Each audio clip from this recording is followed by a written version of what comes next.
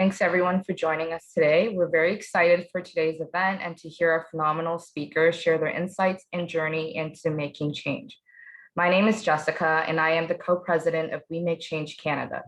Alongside with my colleagues, Joanna, co-president of We Make Change Canada, and Catherine, the co-president of We Make Change USA, we will be moderating today's panel discussion. Please feel free to use the chat box to address your questions to the speakers, and we will do our best to get your questions answered. We also encourage you to be on video. We would love to see all of you. And I'll pass it on to my colleague, Catherine.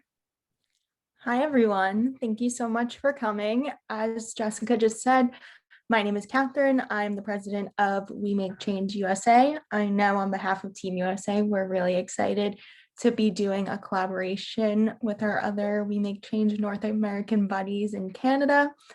So to get this event started, I'm going to just introduce our wonderful speakers today.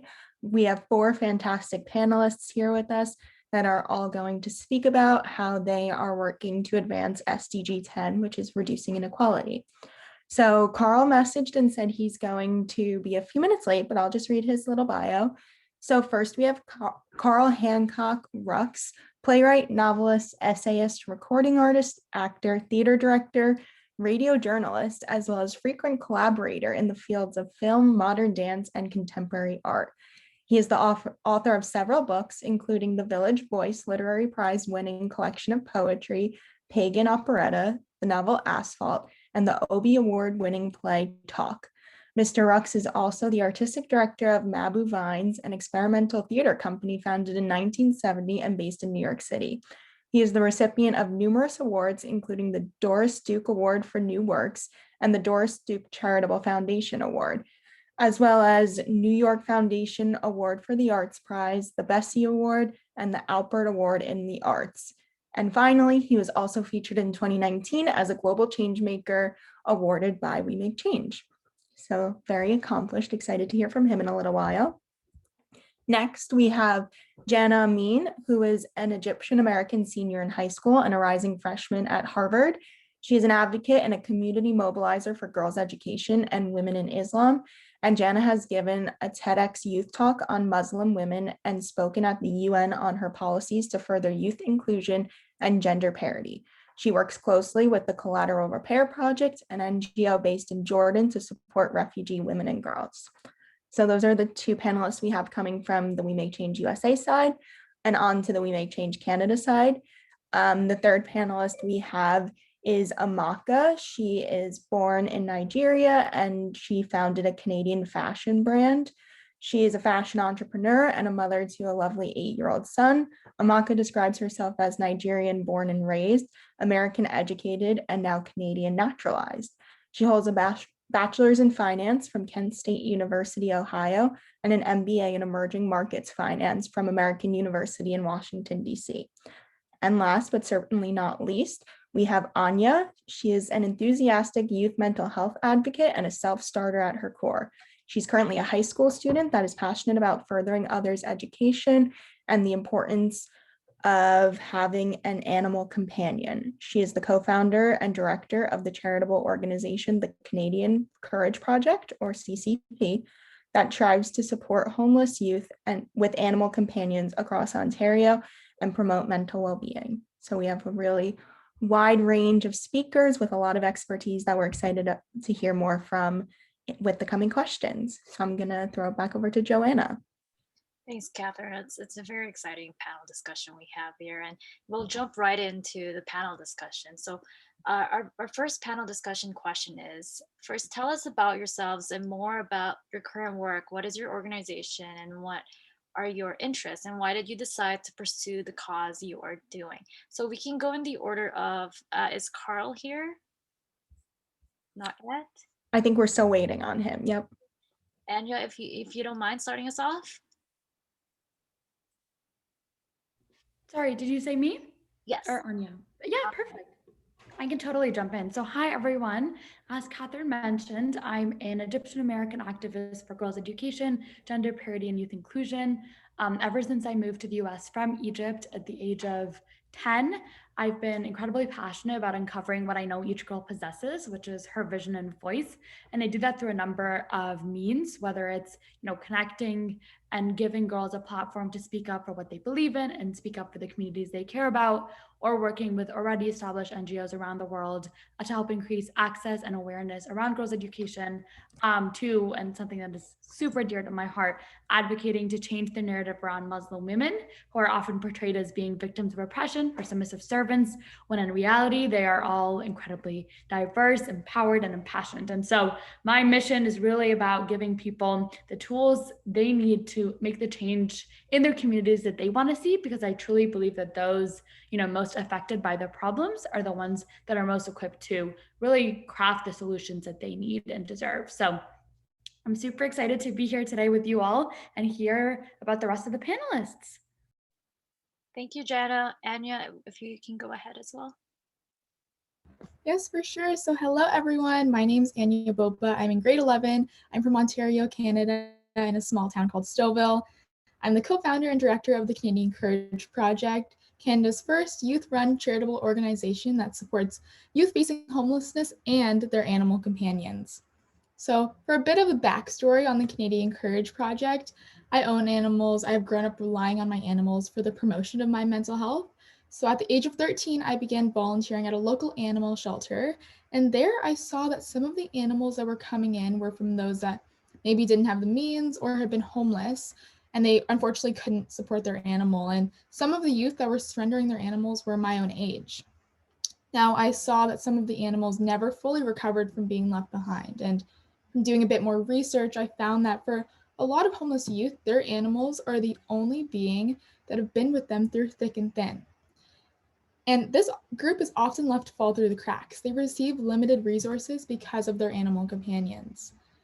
So I wanted to make a change. So fast forward to 2019 Christmas, my older sister Shania and I hand-delivered kits to downtown Toronto, and that really opened my eyes because I saw the neglect that these youth were facing. So it was May of 2020 when we officially registered the Canadian Courage Project as a charity.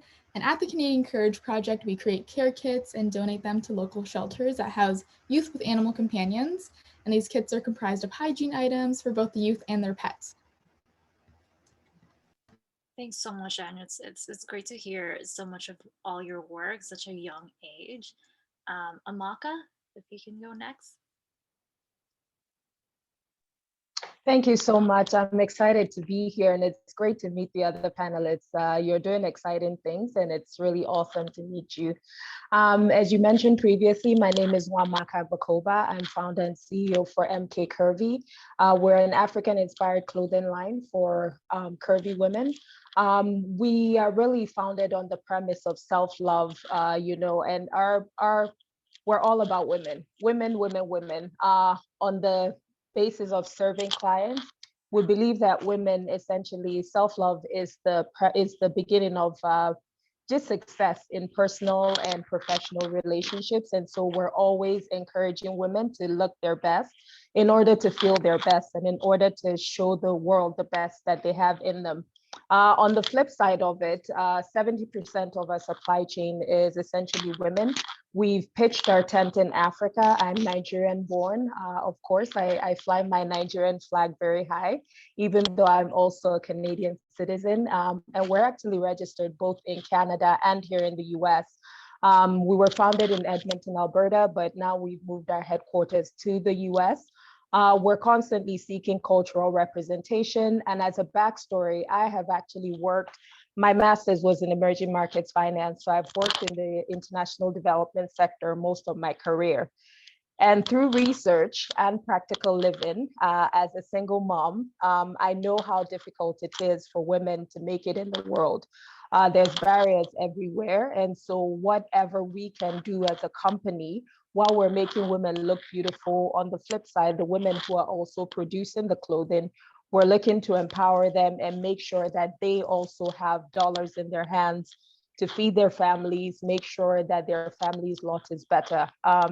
It's very well documented through research and through the work that I had done previously in microfinance that the dollar in the hands of a woman works very different than a dollar in the hands of a man. And so that's essentially our premise. That's what we live for, and that's what we promulgate through our work. That's awesome to hear, and thank you for the three of you for introducing yourselves and your work and your passion. It's great to hear all the amazing and inspiring work you do, and the impact you have to everyone. So, empowering youth, empowering women, and all of that. So I'll pass it over to Catherine to ask a couple more questions. Definitely. So thank you everyone again for your intros. You guys have a lot in common, but are also so diverse in the causes you're passionate about. And it's just really exciting to see everyone gathered here today. So just kind of piggybacking off of that question that Joanna started with, if the speakers want to discuss how you actually went about starting up your organization, kind of what that process was like for you, and then go into what causes your organization specifically work towards. We know that everyone here is passionate about reducing inequality, but as we heard, that can be applicable to a number of different fields and settings. So if you want to just go more specifically into the work that your organization is doing, and this time, if we want, we can start with Anya. Yes, for sure. So one of the huge pillars at the Canadian Courage Project is education. And I went through all of my educational years not learning about homelessness and how that affects my own community. When I thought of homelessness, I thought of strictly downtown Toronto or overseas. I didn't think it could affect my own friends in my small town of Stouffville. So we created an educational workshop that discusses the 17 sustainable goals and empowers young change makers to hopefully fill the gap in the education system that we noticed. And as for starting up our charity, my sister Shania and I are two young females. So when we first had the idea of starting a charity, we constantly had discouraging remarks from our peers, and they were like, oh, you really think you're capable of that? And saying that the market's so saturated and we shouldn't waste our time on it. And now this really took a toll on us because this was a mission that we believed in so deeply. And to see that others around us did not see that was very discouraging. So despite all these negative remarks, we did all the research and filled out all the necessary forms to make the Canadian Courage Project a registered charity. That's great. Thank you so much. Jana, would you like to speak next? Yeah, definitely. So I've kind of been lucky enough to start a number of different initiatives and organizations over the years. So I'll kind of start with the first one, because I think that gives you a sense of, how little your activism work can start off as, and then what that can eventually spiral into. So when I first moved to the US and I, found myself in classrooms full of peers, teachers, friends, who all believed and saw Muslim women in a very different light than the one that I'd grown up believing and seeing all around me while I was living in Egypt. And so my immediate kind of thought was, okay, how am I going to change that? And for me, it really started by telling my own story and the story of the other Muslim women that I knew and cared for. And, once I did that, I realized, well, here I am kind of perpetuating, again, just one narrative, right? Because my story is just one perspective. And so to kind of add more perspectives and give my friends access to the stories of more young Muslim women, I created an Instagram page called Bentuta, or which means Arabic and girl in Arabic. And the idea was really to connect young Muslim American women with the world and vice versa. And I didn't realize it at the time, but that was really my introduction into social justice, what it meant to fight for equality, what it meant to fight for visibility, and so forth. And so I think, even though that was so small, that gave me the necessary experience so that later on, and kind of more recently, when I was thinking about J Strategy, the most recent organization that I founded, which seeks to connect young female change makers to various speaking and media opportunities. I already knew kind of what the process was like, just getting people energized for a cause and mobilizing your community. And I think that's the most important part, right? So being passionate about the topic that you are, advocating for, and making sure to center the voices of those most vulnerable in your conversations and in your advocacy work, I think really enables you to build an organization and an institution and even like the structure that you are truly proud of and you feel ethically represents the topic at hand. Wow, that was great. Thank you so much for sharing. And then last but not least, Amaka, if you'd like to share. Yeah, so I think my work it's been a culmination of my life's work, really, because as a young woman, I've been I was a bigger child. I was plus size. So as a teenager, I had the good fortune of living with a mom who was fashionable, a mom who would go into markets and allow me to go to markets with her. And I would design my own clothes and sort of, she would allow me access to her network of tailors who would produce her own designs, to do that for myself. And so fast forward to my years here in college in the US, I would go into shops and I wouldn't find what made me happy. And that didn't make me feel really good. And I also always had that in the back of my mind. I worked with the World Bank for a while and then moved back home to Nigeria for a couple of years to work on a development assignment, and had the good fortune of being again in the markets, feeling good about myself, being able to do the things that I did as a teenager. And then I had friends who would ask me traveling back and forth to my home in Canada to make things for them. And so it started out as a hobby. A couple of years later, I have a son who's special needs, had to bring him back to Canada because he wasn't doing very well in Nigeria. And then settled back home in Canada. And then I fell really ill. So I started MKCurvy at a point that, I was constantly in bed 24/7, sick on my back. And I kept on thinking, what is it that I can do to continue the work that I had done in development, and make me happy as well, and continue to serve my friends who would always ask me to be the go-between with my tailors. And it was just a hobby that kind of morphed into a business, but it gave me hope. And I also started to think, okay, what should the mission of the organization be? Because I had so much hope in a time that, was really hopeless. I was on oxygen 24/7, very sick. And the business gave me so much hope. And I also wanted to give moms like myself who had been through, a really tough journey in life, I wanted to give them the means so that they didn't have to struggle. Their kids didn't have to struggle. And so that essentially kind of developed into the mission of the organization, uplifting women, empowering them so that their families as well can be okay. And that's really how the business was formed for me. Great. Thank you so much. I'm going to throw it over to Jessica for the next question. Thank you, Catherine. And thank you so much to our panelists for such an insightful discussion so far. Now we are interested in hearing about some of the turbulence that you guys have faced. So what are some challenges that you needed to overcome in order for your organization or your cause to keep going? And I would like to start with Jana, please. Yeah, I would say, I think as a young person working in the activism advocacy space, it's always going to be super, super hard to really find the confidence and courage and commitment and dedication to your cause. I think so many people believe that young people can't make change, or that young people are making too much change, or that young people, the change that they're making isn't the correct change or the change we need in the world, and so on and so forth. It never ends. And I think that can be really damaging to kind of your work and self-esteem as a young person.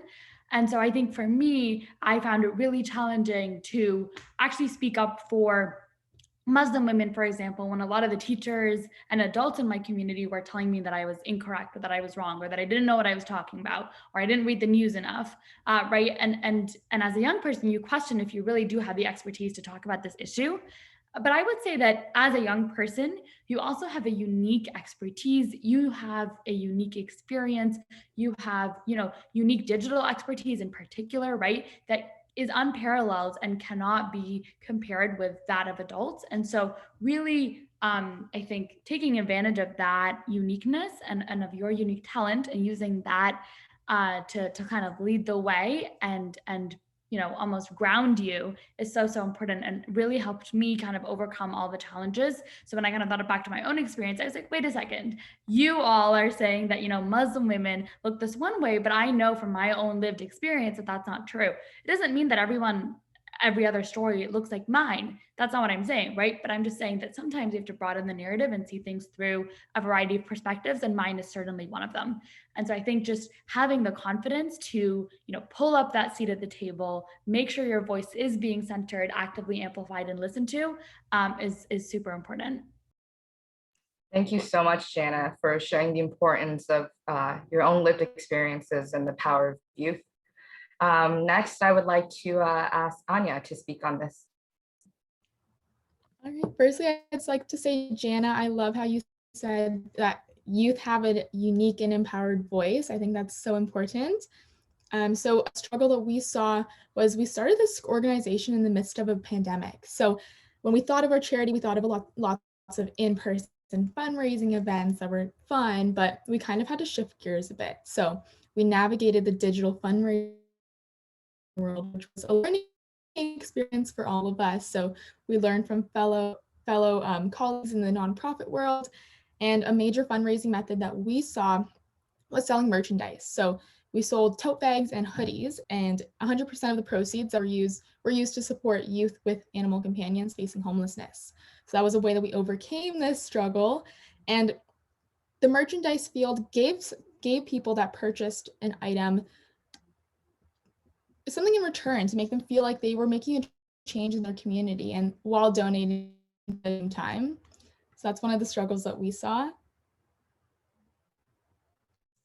Thank you so much, Anya. And last but certainly not least, we have Amaka. Thanks. I absolutely love how they say, as being so young, they have the expertise, the digital expertise, because I can tell you, I'm kind of on the other spectrum, and my team knows this. I walk in the room and say, hey, look, I'm a digital dinosaur. Like, y'all need to coach me. I don't know it. So I'll go ahead and list that as one of my challenges, but I'm catching up. I would also say access to funding, because some of the work that I'm doing with the women in my network is experimental. And so you need to prove yourself before you're able to go seek funding from people. There's loads of mistakes, obviously, that will be made along the way. Building capacity on the ground as well, with women who are not used to export quality. The quality of their work is pretty high, but then they're not used to building at scale. And so having to coach them through that capacity while I'm also straddling the other side, trying to sell pieces of clothing and trying to straddle everything else in the business has been a challenge. Of course, my own personal issues as well, focusing on health, being a mom to my child and all of that has been a struggle, and in building my business, and in some ways access to publicity. So it's awesome to work with a team like We Make Change who give publicity and all of that, because that is a real challenge, particularly when you're trying to promote cultural access or cultural representation in a place that kind of seems saturated. And when your message is social impact, sometimes it's not as sexy. So it's nice to have the backing of organizations like We Make Change, because that can be a real challenge. Wow, thank you so much, Amaka, for sharing your challenges on multitasking and what it's like being a working mother. And now I would like to pass it on to Joanna. Thanks, Jessica. Thanks so much for all of your answers, for all the panel speakers. As a follow-up question, we have, what advice would you have for young or generally social entrepreneurs who wants to make change, who wants to start making change, and with all the numerous challenges there are in the world or within this area of work, are there any pieces of advice you would like to provide for them? And I'll start off with Anya. Yeah, so what I believe is it's super important to remember that community is what drives our world. I know youth may be wondering how they can be an active member in their community. Well, firstly, I believe the first step is doing your research and really taking the time to understand what critical issues exist in your very own neighborhood and what you could possibly do to solve them. So maybe see if there's a youth-run council in your area and be a part of it, or join a youth-run organization and be a part of the movement that is already happening. Because frankly, we're stronger together, and there is a difference in numbers. And asking your community leaders even, what are some ways in which you can offer your young, fresh perspective and your innovative ideas to the community that you are living in? Thanks, Anya. Amaka, if that's okay. So I'd say to anyone else who's looking, especially young, impressionable people, that the earth belongs to all of us. It really does. And it's not up to anyone else to fix it. It's not up to anyone else to make a change. It's up to you and I. And no matter what you're doing, do something. Just try, no matter how little your resources are. If you see a problem, try to fix it. If you see good and you feel that the cause that you want to follow is to amplify the good, just do it. No one else is going to do it but you. And you don't need a ton of resources to start. And you'd be surprised how little whatever it is that you've done today becomes tomorrow. And I always fall back on a song by Beyonce, and it's kind of old. It's about 8 years old or 9 years old. And it's I Was Here, and it was sung at the UN. And she says, you know what? I want to leave my footprints in the sands of time. And all of us are here to leave a legacy. Every single person has a gift. Make sure that you use that gift from the time that you can start to think critically to the time that you leave this earth. Thanks, Amaka. Those are really motivating words, and thank you for the reference to Beyonce. The next panelist is Jana. Yeah, so I think in today's world, and this is very much adding on to what Anya and Omaka have said, but I think just generally, it can be super overwhelming when you think about all the issues facing us, right? Whether it's climate justice, gender parity, youth inclusion, whatever it is, there's just so many issues, and we're bombarded by information and bad news all the time. And I think that can be not only overwhelming, but also disheartening, right? Because you're not going to solve child poverty overnight. You're not going to get all 120 million girls to go to school in a week, right? This requires, any sort of work requires sustainable work and change and effort and energy and capacity. And I think that all, is only possible if you choose to hone in on one or two issues. I think it can be really tempting to kind of go for all of the issues at once, but I think to save yourself from burning out, to save your community from burning out, really think about which issues are most resonating with you. And then I think once you've kind of honed in on the issue that you're passionate about, I would then encourage you to think about what are your talents.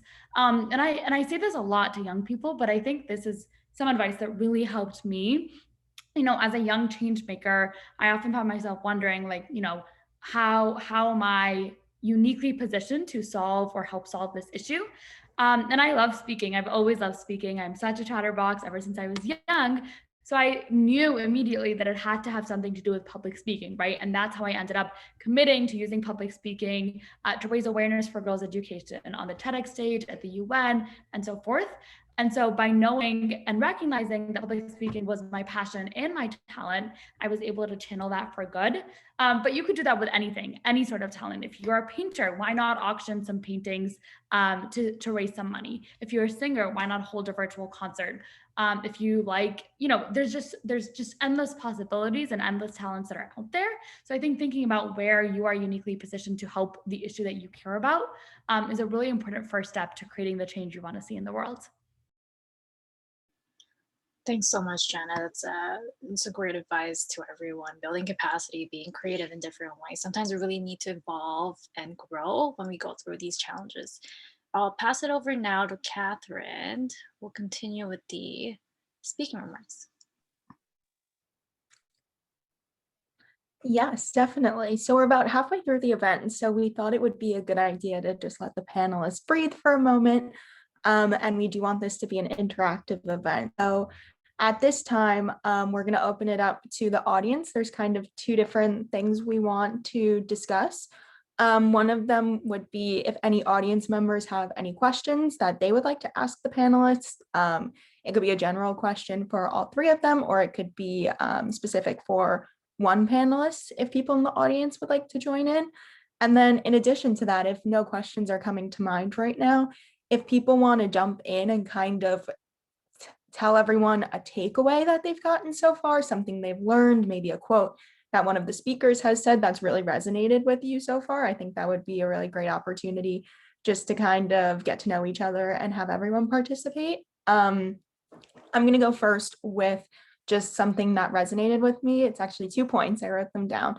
The first one, they were both in regards to the last question. I think all the responses have been amazing, but specifically the last question really got me thinking. The first one, Amaka said, I loved how you pointed out that it can just be so easy when we're on a planet with billions of people to just look around and be like, oh, someone's going to solve this issue. Like, it's going to exist for a while. And it's really hard to be like, what can I as an individual do to contribute to this really big global problem? And it's really easy to look at other people and say, oh, someone else is going to solve that, you know?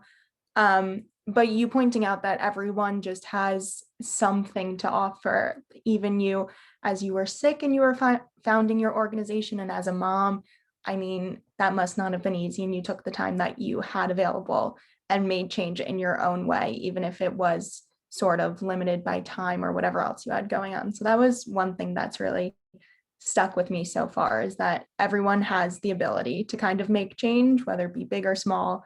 Everyone has the same 24 hours in a day, and it's how you use them.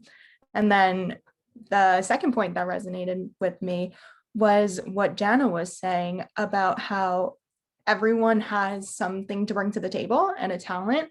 I think very often, at least for me personally, I think of talents as like a very narrow definition. Maybe it's being good at a sport, being good at playing an instrument, just like the very traditional what you think of as a talent. And that resonated with me because it was only recently that I kind of broadened my definition and saw that talent can be, you're really great at organizing, or you're a great public speaker, stuff out of the kind of normal definition of what we're taught as children is a talent.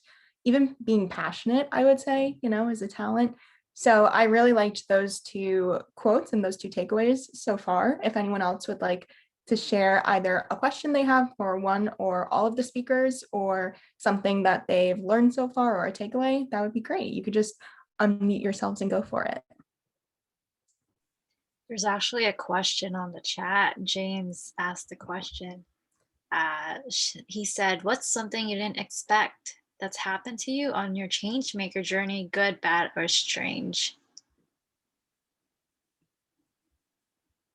If any of the panelist speakers want to take that on. Yeah, I can start us off. I think something unexpected. So last May for my 17th birthday, amidst the COVID-19 pandemic, and I had just learned that the Malala Fund estimated something like 20 million fewer girls would be returning to school in the fall of 2020. So I decided to host this virtual event called #17for17, advocating for girls' education, which was a 6-hour virtual event featuring 17 speakers on girls' education from 17 countries around the world. And, you know, when I first started kind of planning the event, I had no idea. I was really just cold emailing or calling or texting, DMing speakers to see if they were interested in joining the event. And I really did not expect most of them to get back to me, let alone say yes.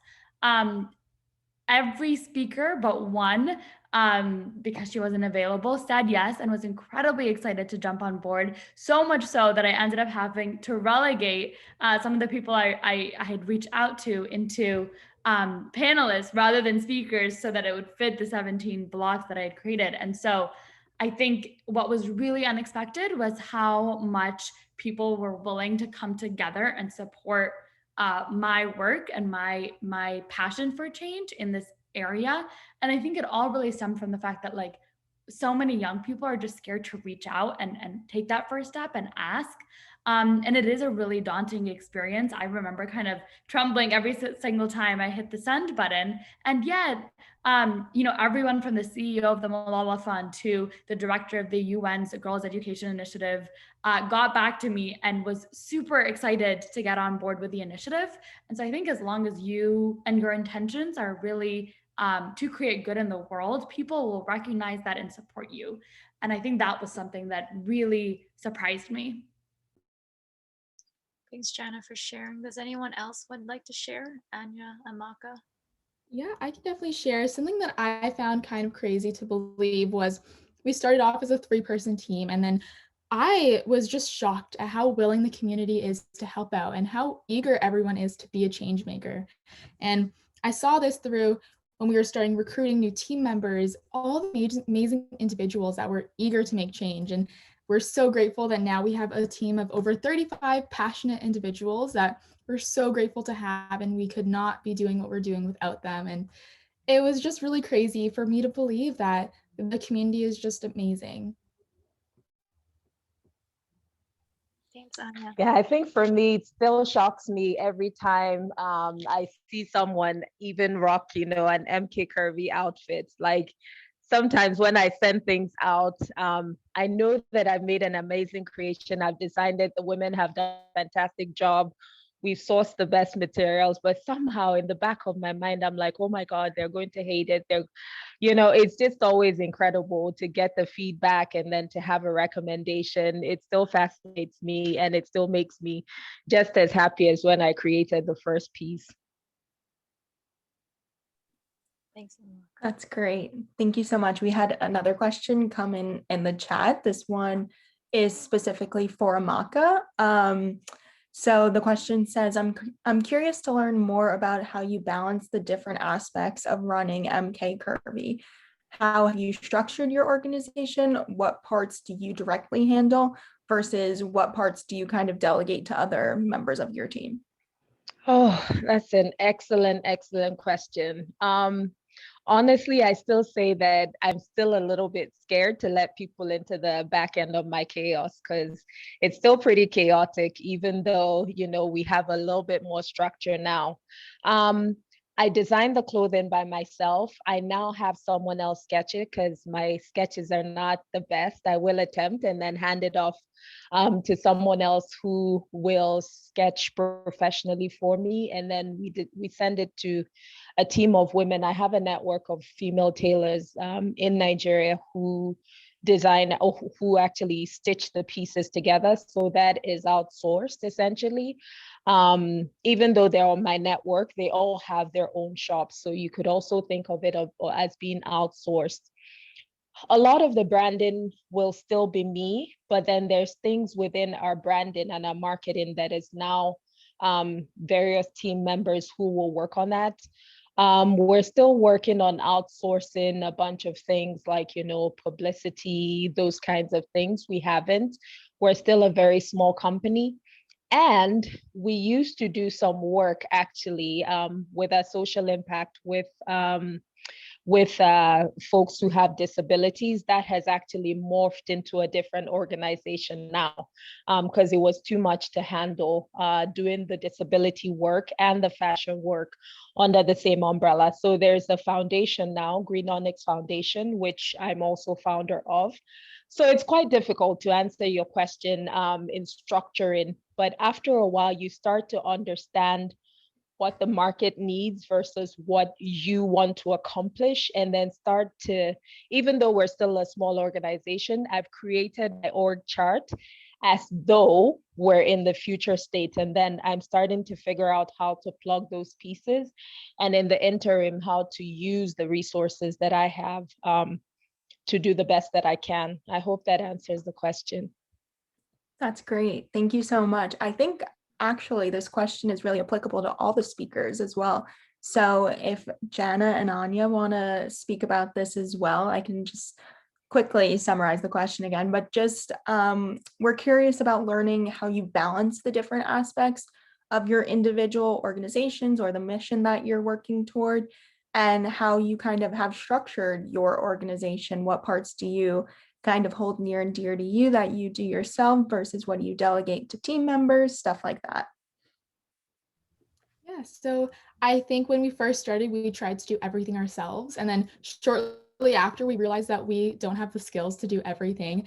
And especially, for example, digital fundraising. We had no idea how to market this. So we had to onboard a digital creator and kind of working with them and learning from them and onboarding different teams. And we right now have an education team, and they're comprised of teacher candidates, and they comprised our workshops. So we knew that we didn't have the experience needed to handle these different facets of our organization.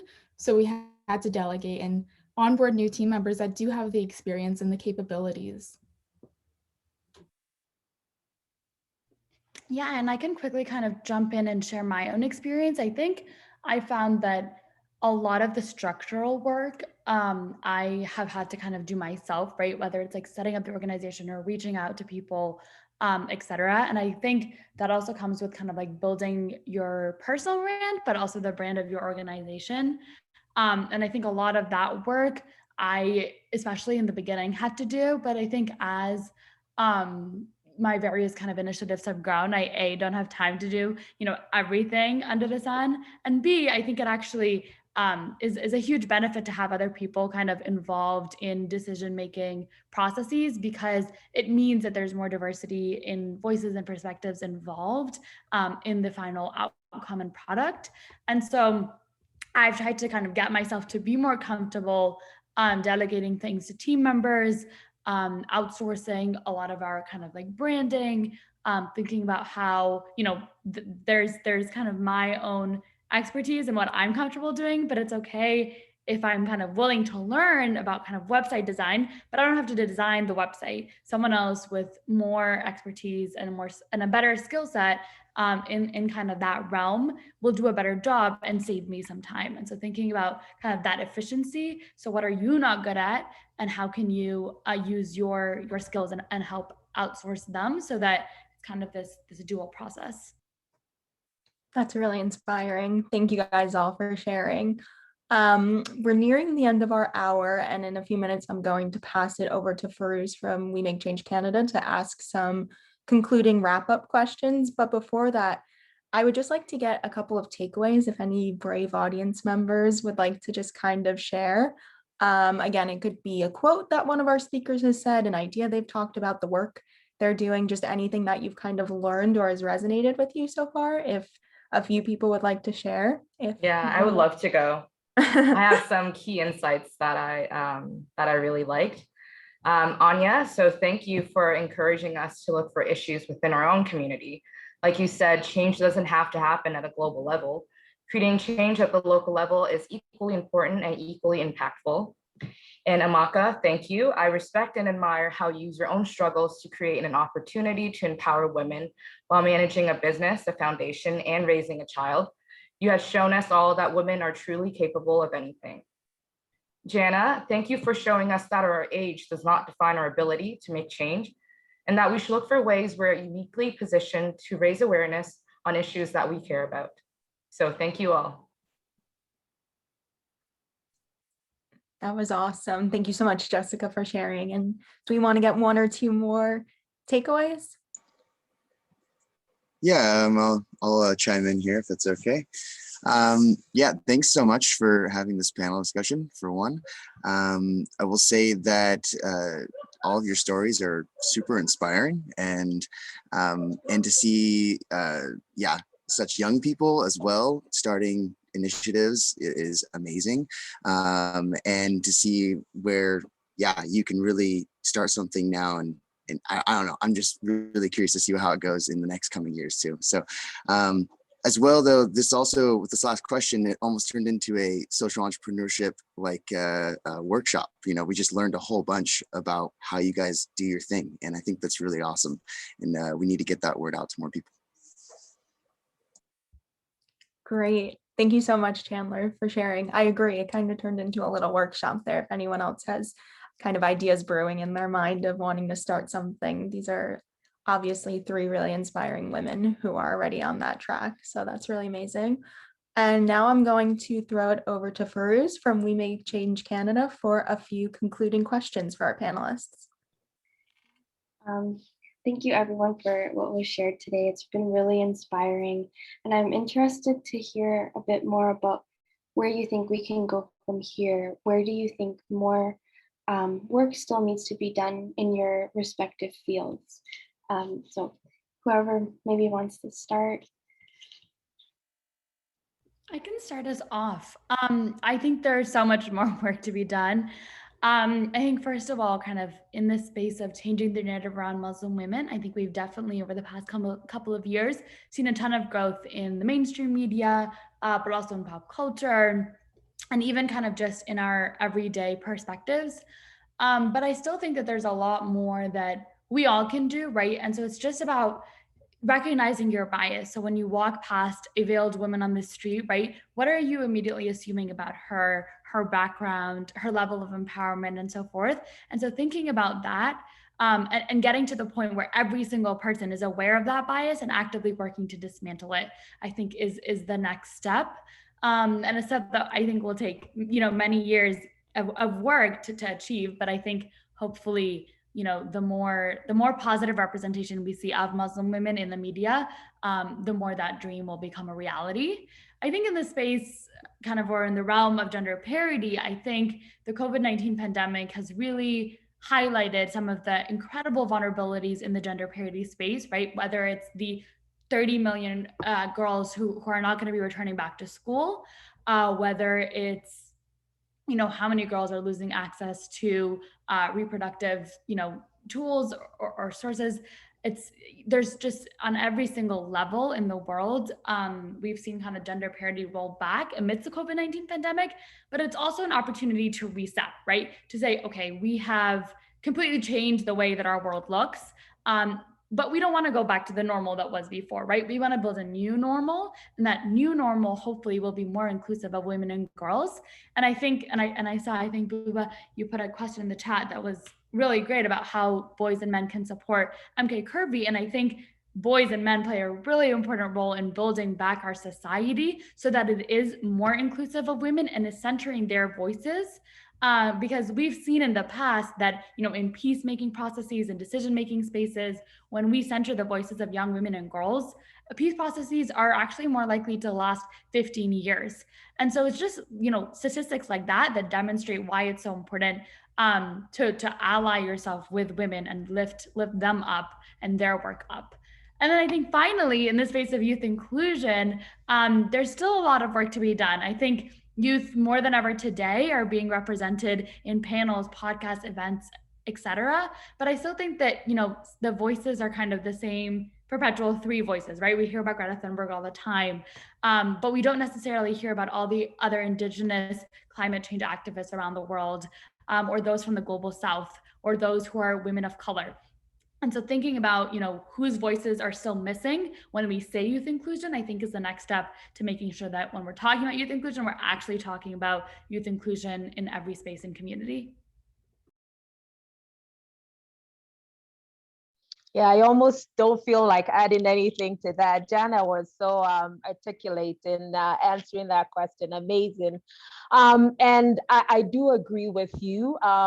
I even see room for collaboration. And I agree when you say that the voice of youth is maybe not as much respected and included in discussions. I love that you say that. And I think that there's a platform, whether it be fashion, whether it be representation that you're talking about, whether it be mental health, whether it be inclusion in terms of disability advocacy, there's still so much room for collaboration, and a platform like this is excellent. Like, I love sitting here with both of you who are from very different backgrounds, but we're all essentially seeking representation. And I think that there's a lot more work to be done in that. We're all talking about gender parity in various ways. We're talking about, addressing inequalities in very different ways. And I'll paraphrase the great Martin Luther King: injustice in one place is injustice everywhere. And we all need to continue to work together and collaborate more, regardless of what your platform is, to address those injustices. Oh, and to answer Buba's question, I love that question that Buba has asked. And I always say, even though most of my work is in gender parity, it's not working in isolation from men or hating on men or saying we don't need men. We need everybody to continue to tackle the issues that we're working on. We need financial support when it comes to that. And even if it's as little as just staying out of the way, just don't work against the progress of women. That's essentially what we need. But, like, we constantly have men who will purchase gift cards for the women in their lives from MKCurvy, that is building our company so that we're able to continue to pay the women who work to build our clothing line, and the women who are working behind the scenes on various things. So thank you so much. Really appreciate your question, Buba. And thank you both to Jana and Anya for your insightful answers. I could definitely touch on really quick, because I know we're nearing the end of our event, the poverty realm. So I believe that there's still so much to do to tackle the poverty issue happening right here in Canada, as well as America, all over the world.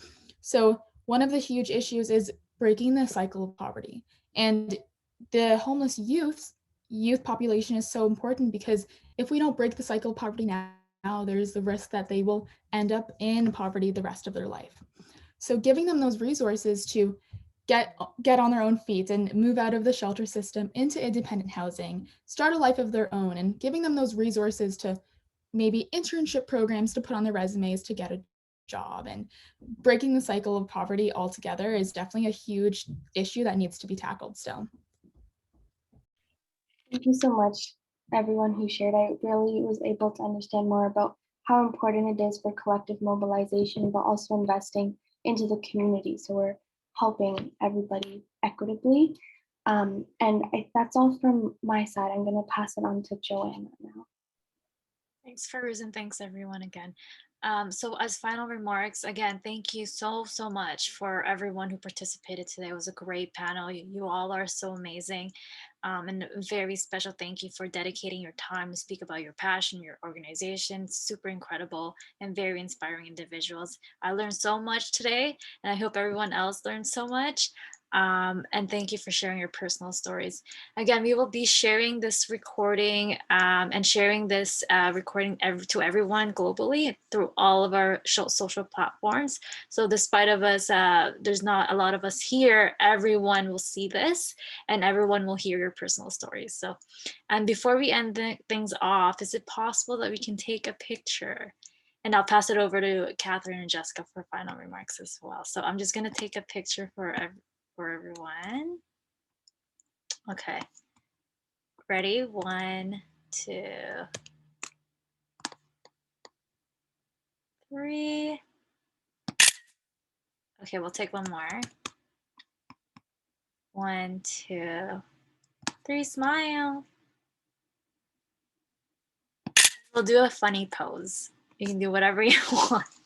I was going to say, since James is here, we have to do the traditional funny picture too. Okay, ready? 1, 2, 3. Thanks so much, everyone. Catherine, Jessica, if you have any final words. Definitely, yeah. So again, thank you so much to our panel speakers for working with us on this event. I know this is one of the first collaborative events that both We Make Change USA and Canada have done. So we want to thank you so much for being a part of it. I also know that We Make Change USA, We Make Change Canada, and We Make Change Global have a lot of really exciting things in the works. And like Joanna said, we're going to be posting clips and takeaways and stuff like that on all our social media accounts. So I encourage everyone to follow all of our Instagram accounts. We Make Change USA, We Make Change Canada, and We Make Change in order to see that stuff from today. If any of the speakers want to put links to websites or social media accounts or any ways that the people in the audience can stay up to date and follow along on your journeys, that'd be great, because we think you guys have a long way to go and you're going to achieve great things with all the work you've already put in. So thank you so much. And thank you so much to We Make Change Canada for collaborating with the US on this event. It was a great time. It was a pleasure. Thank you so much, everyone. Have a great day. Thank you so much. Thank you Nice all. meeting everyone. Thank you. Bye. Bye. Bye. Thank you.